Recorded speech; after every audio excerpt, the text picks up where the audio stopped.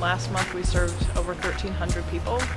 We seem to be growing by about 100 people each month. I still hear these things about like, oh, you know, these are drug users, these are homeless people, and it's like, no, less than 1% of our folks are homeless. A lot of people are actually working, but working doesn't necessarily mean a job where I can pay my bills kind of thing. They may have a job, so they're considered working, but they have greatly reduced hours. It may be a part-time job. They may be the only person in a household of 6 or 7 who is working. They may be a single parent with 4 children. So you really have to look at the whole picture. It's like, oh, you have a job, you're fine. Well, no, that's not necessarily true. And so these folks are your neighbors.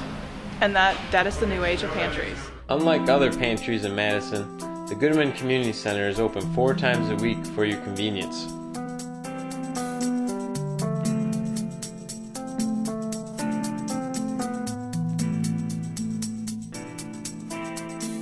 To register for the food pantry, you just need to bring an ID for yourself and every person in the household. And then you come in and you grab a number and we call you by the number, and it's a pretty quick, easy, painless process.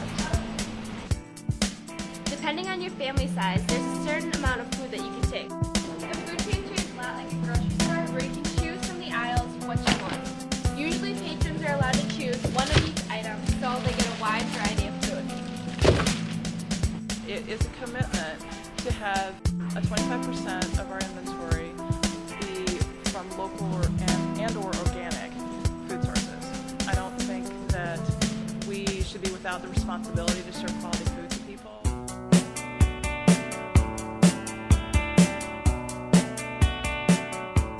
There are 3 main ways that you can help. Food donations we're always in need of. Organic and local foods are always welcome. It's always good to call ahead and ask, hey, what do you need right now? Monetary donations can be made by doing secure donations to our food pantry on our website, goodmancenter.org.